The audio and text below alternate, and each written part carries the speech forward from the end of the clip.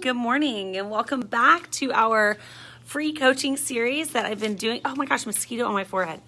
Wow. It is like really in real life, real time, end of May. Texas, it may as well be the middle of the summer. I mean, it's hot. We've turned our walk while I do this into the routine of just being outside and getting outside before the heat of the day completely and totally overwhelms us. So let's jump right into episode 4 because I'm going to talk to you today about the third reason that you are stuck. And this one's a biggie and it has a lot of content. So I'm going to kind of jump through it because I've promised you these are going to be less than 10 minutes. So number 3 reason that you are stuck is that you cannot shake the all or nothing approach. And I think diets tend to be a really good example of this because a lot of us have started a diet, and let's say we've said we're not going to have sugar, right? And then we go to wherever, work. For me, it used to be work because there were a lot of temptations there. And inevitably, when you go to work, what's the first thing they're going to have? Something sugary, if you've given up sugar, just like Murphy's Law, right? So what, past me has done is I go ahead and I have whatever it is. And then instead of saying, you know what, I made a commitment, I messed up, I'm just going to forgive myself and move forward right now in this moment. You all know what I did because you've done it too. You said, well, I'll start over tomorrow.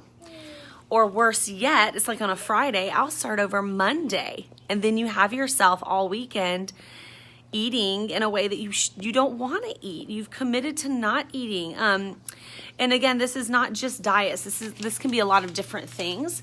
But I think diet tends to be, sorry, I've just got to get out of the sun there. I think diet tends to be a place where we really find this a lot. And so it's a good example to use.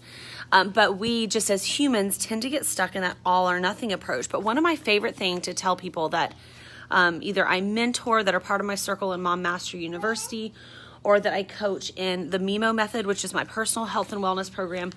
One of the things that I always tell them is that potholes are not black holes, and we have to stop treating them as such.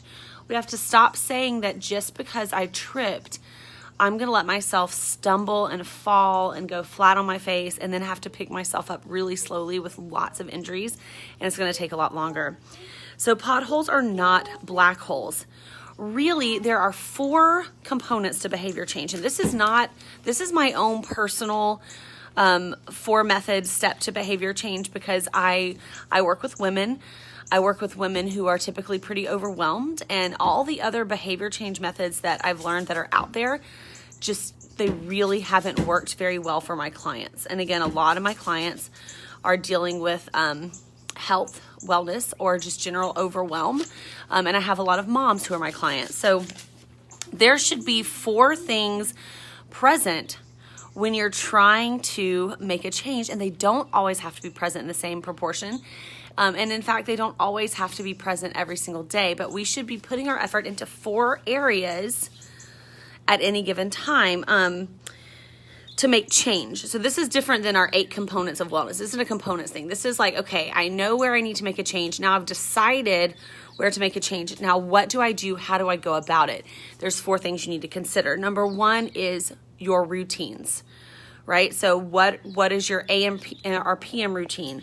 What is your what are you doing every day that's part of just your routine that's going to help you stay on track? Because we are creatures of habit, and if we make those habits work for us, we're going to see a lot better and bigger changes a lot quicker.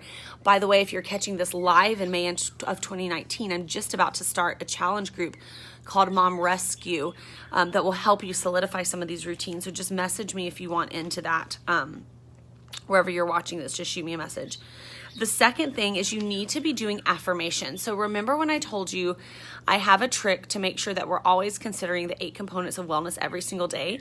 That is through affirmation. So what an affirmation is, if you've never done this before, affirmation, proclamation, swimming. Oh, you found a worm. Okay. You found a worm? All right, I'll be over there in just a second. So affirmations, we're going to have to go now.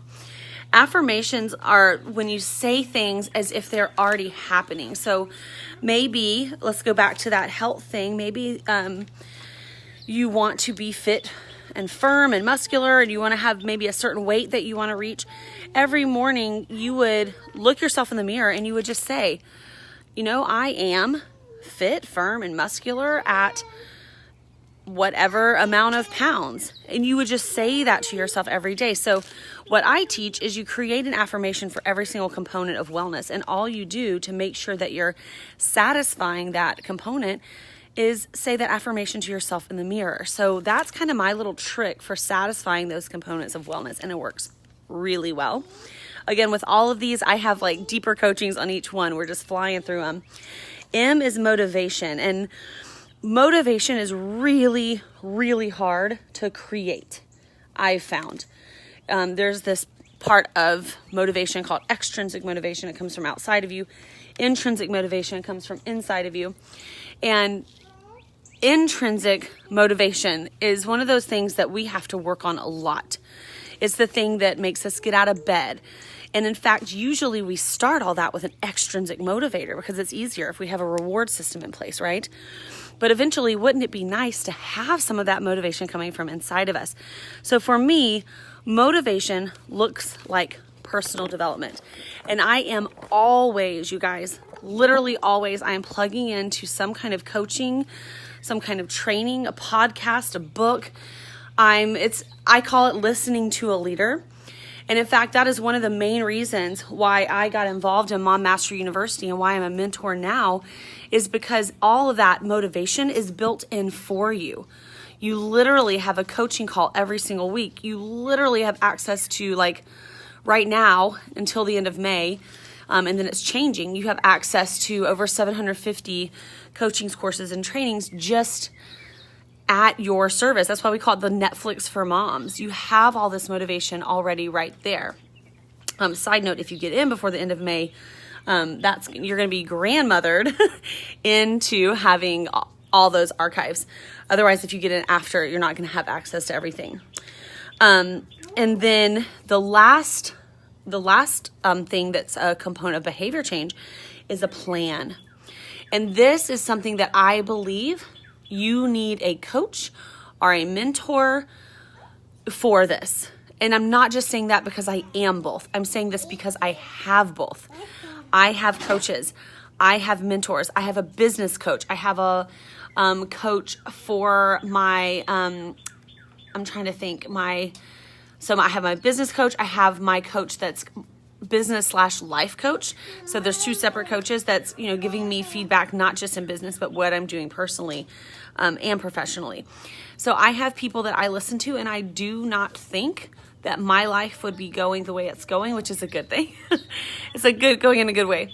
If I did not have those people helping me out with a plan. So I just don't think you can do that on your own. So RAMP, that is my RAMP method for behavior change. I can't believe I got through it even this fast.